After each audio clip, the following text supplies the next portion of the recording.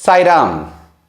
One night at my Puttaparthi home, as I sat typing away at my laptop and doing edits for a video that I wanted to upload, from the corner of my eye, I saw something dart across the living room. It was about 11 p.m. at night, everyone was asleep, and when I turned to that direction and I saw, nothing was there. I wondered whether I had imagined things because of the darkness. I went and switched on a light, sat back on my chair and continued to work. Once again, I saw something dart across the living room. I was sure that I had seen something. And then the next time, I caught it. It was a black furry ball, a rat. A rat that had got into my home. And it was not an ordinary rat. This rat had hair only on half of its body. Why? Because it was a rat that had come into my home earlier as well. And I had caught it on a sticky mat. And when I had thrown the sticky mat, evidently this rat had managed to pull itself free, lost hair in the process, but learnt an important lesson. Why do I say that? Because the next few days when I placed sticky mats around my home to catch this rat, it never got caught. The question that was in front of me was this: should I kill this rat? Or should I just let it be and expose my family to the biohazard that a rat brings? A rat is a very dirty and dangerous creature, especially in India, living in drains and sewers. It spreads so many diseases. It drops its hair, it puts its feces and droppings all around the house, and definitely it is a biohazard. But then, I didn't have a dilemma because I knew precisely what Swami had said in this regard. Prema Swarupulara. Now, before I share with you what I did with that rat, that troubling rat, let me take you back in time to another beautiful experience that I had with our beloved Swami. It was the year 2001, the January of 2001. I was a student pursuing my bachelor's in Biosciences at the Brindavan campus of the Sri Sathya Sai University. Now, I had picked up Biosciences, which had three subjects: botany, zoology and chemistry. In zoology, as part of our practicals, we had dissection. In dissection, we had to cut open different insects and animals to study their bodily systems. It was part of the curriculum that had been prescribed by the Central Board of Education. So there was no escaping that. Now, if we had to dissect, say, a cockroach or maybe a housefly or kill a mosquito, I wouldn't have bothered so much, because let me be honest, these creatures irritate me, they trouble me, and I'm not a saint, and I kill mosquitoes, I kill cockroaches when I come across. So it wouldn't have been a problem. The problem came because I had to dissect an earthworm. This earthworm is such a beautiful creature, God's creature. It fertilizes our earth. It is what makes our soil worthy for agriculture over and over again. In fact, it produces the best natural fertilizer for any soil in the world. And an interesting fact about earthworms is that if you cut an earthworm into half, the head part of the earthworm will grow the other half back. That is the beautiful regenerative power that God has gifted this little earthworm, because many times as we plow our fields, as we prepare the fields for agriculture, there is a chance that these earthworms get harmed. But then, no problem. They grow back again. If you cut it into two parts, the head part of the earthworm grows back. So only the head part grows. So don't think you can multiply earthworms by cutting it into 10 pieces and you'll have 10 earthworms. No. Now in this practical, we had to slit the earthworm lengthwise. No chance of it living. And with great pain in my heart, I did it so that I get marks. But at the end of the class, I was devastated. But that was not all. I got to know that the next week, the coming week, we would be dissecting another animal, the freshwater mussel. And there were 4 or 5 of these creatures that had to be dissected as part of our education. Otherwise, I would lose marks. I just decided that I had enough of it. I would not be doing the dissections, even if it meant that I'll lose marks.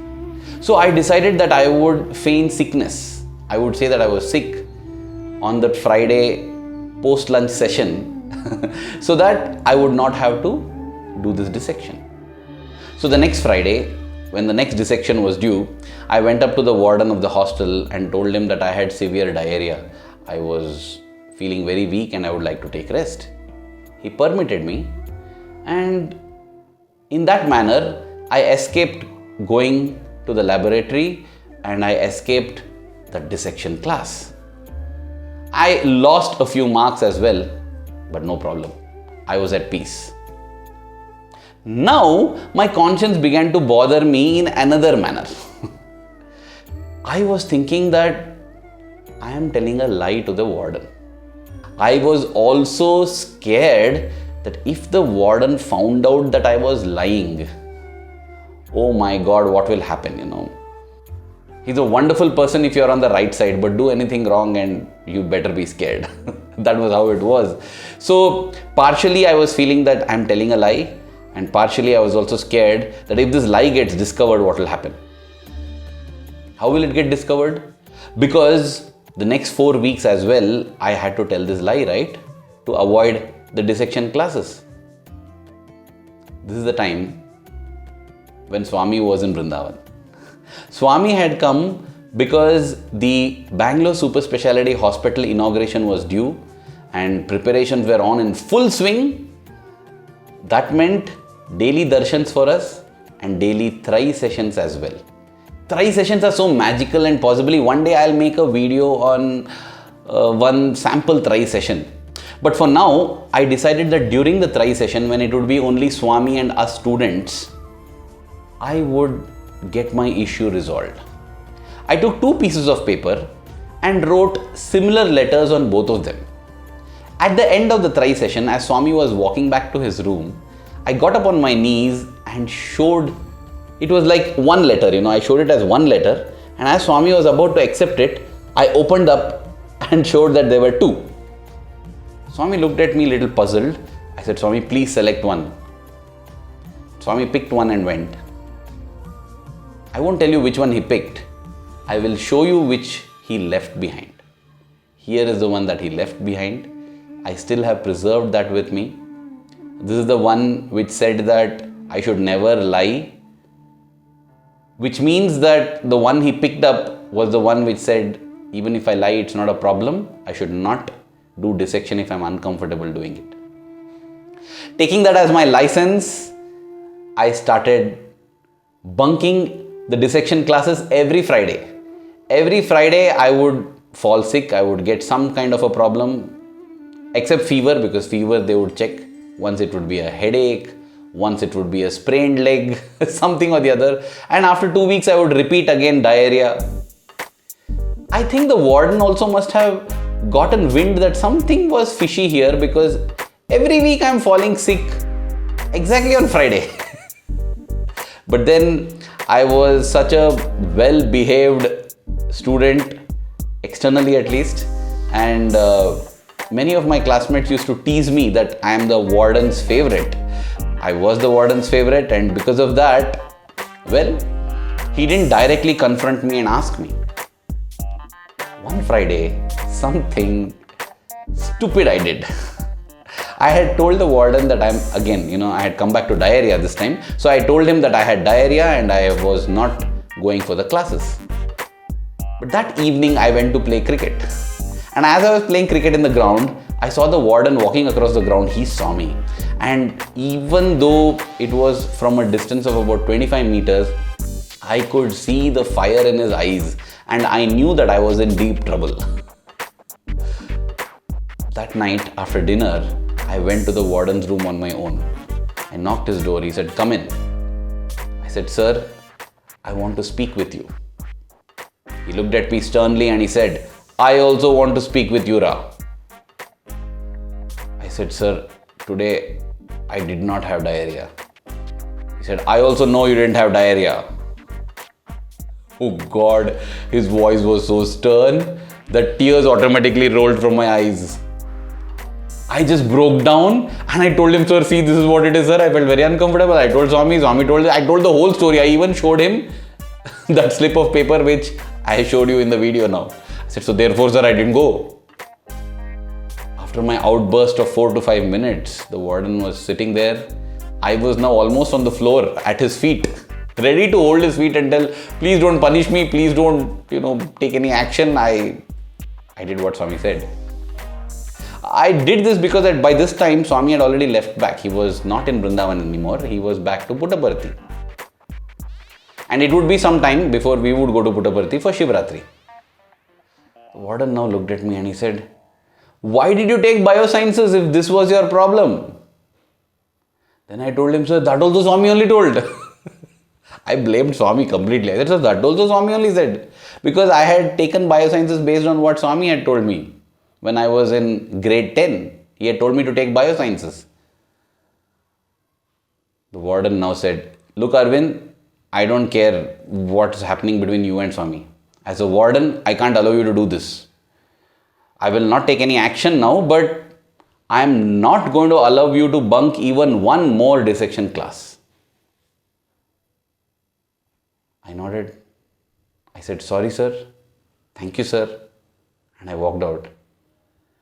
As the room door shut, I jumped in joy. I jumped in joy because that Friday happened to be the last ever dissection we had to do. From next week onwards, something else it was, no more dissections. So I was very happy I had crossed my hurdle. Well, now the bigger question arises, what do we do when there is dissection? Does the whole class bunk the dissection? Well, times have changed. I'm very happy to announce that at least in India, 2014, the government of India passed the rule that there will be no more dissection of animals as part of any education, because computer simulations and models are good enough to educate the children and students about the anatomy and physiology and everything else of animals. In fact, nowadays there are such realistic models. Have a look at this one here. It is so realistic. It is like dissecting an actual frog. You need not cut a real frog, because artificial reality has come so close, virtual reality has come so close to reality that we need not dissect any more animals. So, if at all there are any of you out there still living in parts of the world where dissection is in vogue, I think it should be brought to the notice of the teachers, the professors and the administration that there are many options available now. We need not kill these animals.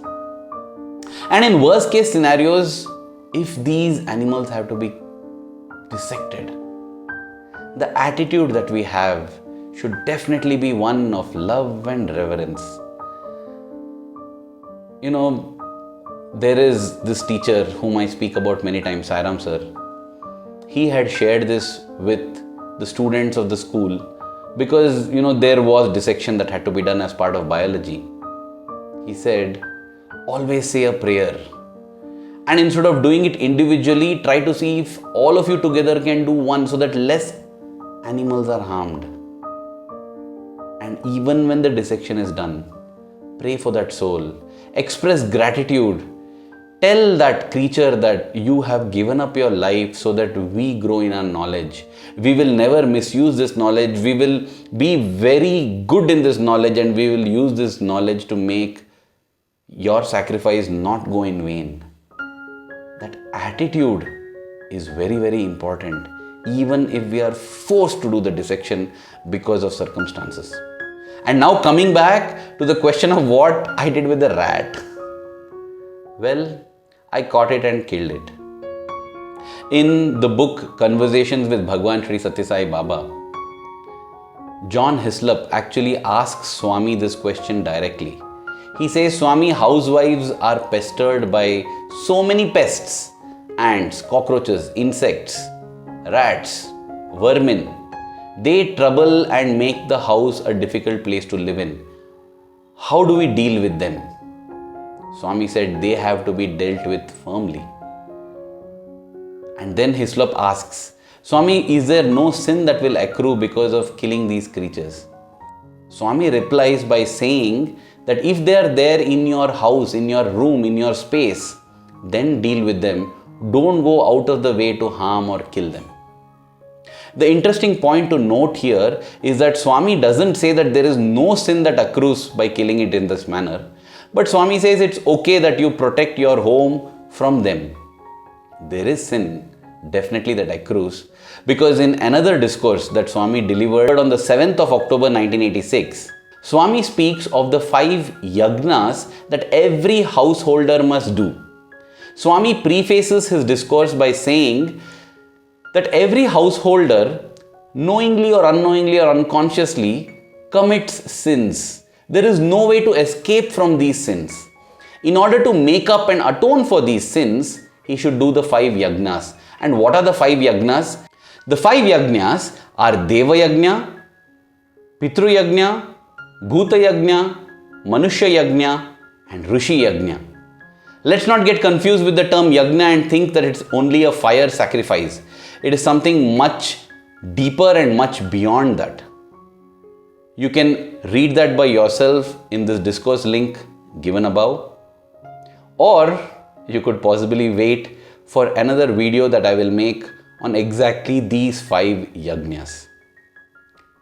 I hope that we have some clarity on how we deal with pests and how we deal with dissections. I'm grateful to Swami for always being there as a guiding force, as a guiding source, a source of love, a source of comfort. Swami, what we would have done if not for you? May our love for you keep growing every passing moment. Thank you. Jai Sai Ram.